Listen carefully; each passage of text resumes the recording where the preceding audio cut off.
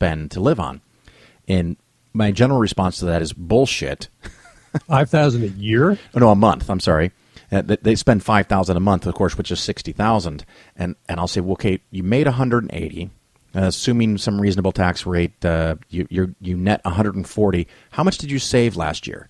And they go, well, we saved $20,000. So I said, okay, well, if you brought in $140 and you saved $20, that means you spent $120. 140 minus the 20 is $120. But yet you just told me your budget is $60. And they go, oh crap, where'd all that money go? And I go, that's a great question. Some of it went to tax, but that's not all of it. Yeah. So it's a real quick and easy way for me to have people figure out not necessarily what their budget should be, but what they're actually spending. Right. The amount of money you brought in after tax minus what you saved, which is exactly what you're talking about for consumption tax, that's how much you spent. It's real quick and easy. So the nice thing about this tax is that everyone would spend less at the top. They've got everything they need, these people. They would have just as much sense of special as before, since it's relative spending that defines what they get on that dimension. And so they'd give up nothing, and the extra revenue could be used to fund the schools, could be used to pave the crumbling bridges and highways, all these things that we know we ought to be doing, but people are reluctant to do because they think that they would experience too much pain if they paid more in tax. No, you wouldn't experience any pain at all. It's the luckiest thing in the world to be born in a country where if you're talented and you work hard, you can make something of yourself, and we're letting that asset that we've long nurtured slip away by not investing to maintain it. We could do that. Yeah, absolutely. And it's one of those things that we talked about at the very beginning. You are a little bit lucky because of where you're born and the benefits that you have. And now we have people that have experienced some of that luck and good fortune, and they're hoarding it all for themselves, and they don't want to pay it forward, where this idea might better help collect the money in an appropriate way so that we can, especially, and this is one of the very rare moments where I agreed with Donald Trump, while interest rates are low, we should build stuff. Absolutely. Yeah. The investments would pay for themselves many times over. It's such a lucky opportunity that we confront, and we seem poised to let it slip away. Yeah, absolutely. Well, we have taken up the time I wanted to spend and covered the topics I wanted to spend. Is there anything else that you would like to talk about while we're together? Yeah, I think the key point that I would stress. Somebody once asked me, "What's your most important idea? Can you write it up in a page so we can include it in this volume we're producing?" And I got all nervous when I thought about that. Well, have I even had a big idea? And finally, it's a good exercise if you are an academic or if you think in the world of ideas. Try to sit down and think about what your most important idea is being. I found it a very stimulating exercise, and so I agreed to write something up. And it was the way I explained the idea was to recall a conversation I had with a colleague over lunch one day. He's a guy who watches a lot of Fox News. He wanted to know if I knew about all the new taxes that Obama had in store for us. Well, no, I hadn't heard about most of those taxes. He was shocked. You want to know why I didn't know about those taxes? I said to him, yeah, why? And I said to him, well, because for people like you and me, that doesn't matter one whit. What do you mean? I said, well, look, he's the author of a successful textbook, so am I. In a small town like Ithaca where we live, we're not going to spend everything we earn. That's not an issue. So is there any risk, I asked him, that the government's going to change the tax system in a way that's going to keep you and me from getting what we need? Oh, no, of course not. He was immediately quick to say no to that.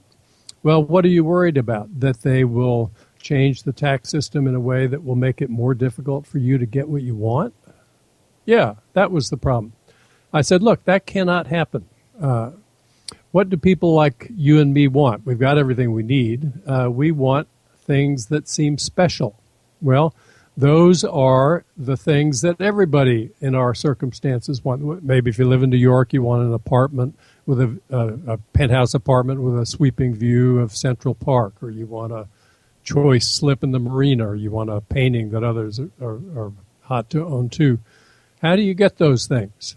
The way you get them is you bid against other people with similar tastes and income, and the high bidders get them.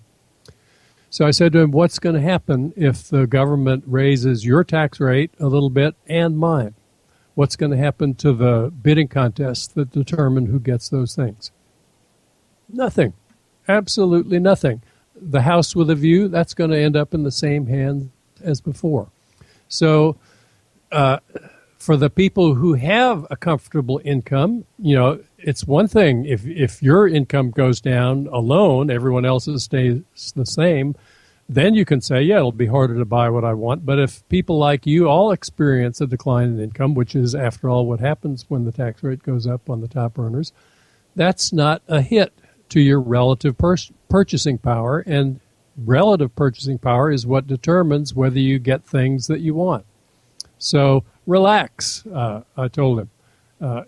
We could all pay a little bit more in tax. It's natural to not understand that point, because when you think about the effect of higher taxes, you think, well, we can't think back to examples of when they've raised our taxes, because they haven't done that for so long. If we think back to times when we've had less income, it's usually been times when maybe our business had a bad year, we lost our job, or had a divorce, or some other thing that caused us individually to have less income but didn't reduce the incomes of others. And so on those occasions, it really was harder to get what we want. And so it's natural probably for people to erroneously conclude that when their tax rate goes up, it would be harder to get what they want too. But that's not true. I love that. I'm going to use that because over the years I have from time to time mentioned that I support the idea of higher taxes, particularly for people that make a lot of money. And I actually kind of get rude emails from time to time where people say, be careful, Phil. You might be one of those people that end up paying higher taxes because you're probably doing above average. And I'm okay with that. Yeah. I like nice roads. And you were okay with that before you stopped to think that it might not even hurt. Yeah, I mean, it just makes it all that better. I like that the children in my city get a good education and can be productive members of our society and contribute back in for their kids instead of them being just thrown into the street, a la a libertarian philosophy. And I'll hear from the libertarians, sorry in advance, that, you're on your own, kids. If you really want school, your parents should have paid for it. Well, what society in the past has been really successful when they don't educate their children? Great point. It's a necessity.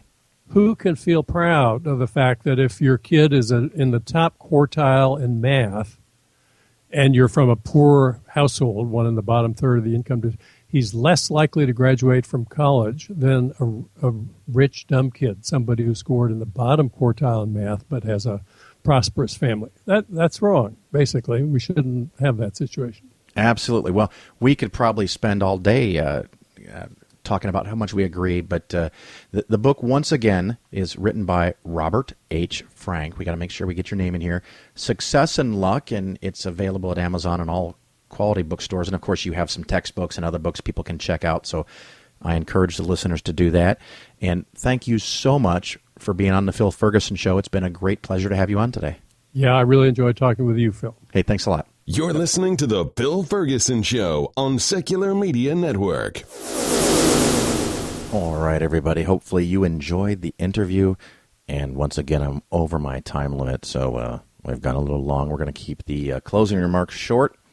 I did want to give you a couple more reviews on iTunes. And, of course, if you listen to the show, you may donate there.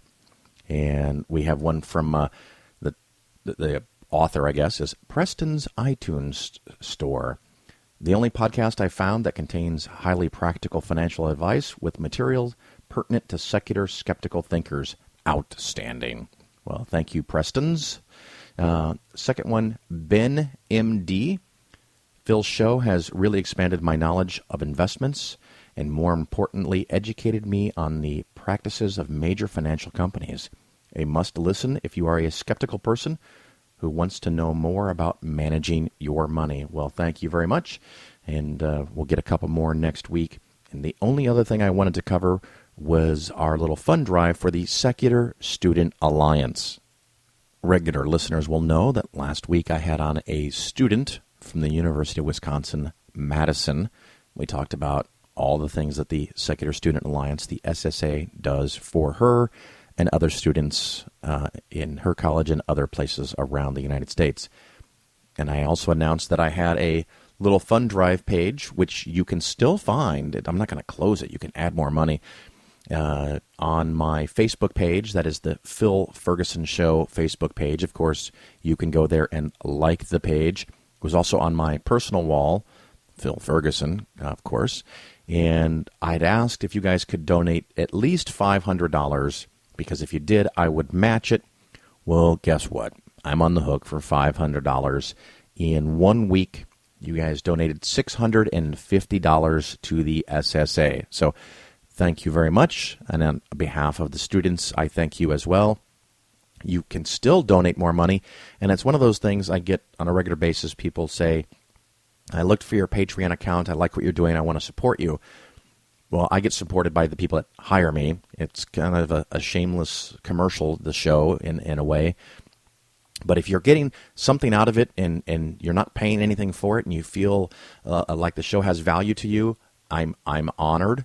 What I want you to do is donate to the Secular Student Alliance. And if you use that link, well, at least I can keep track of it to see how many dollars go that way. It makes me feel kind of good to know that that's working.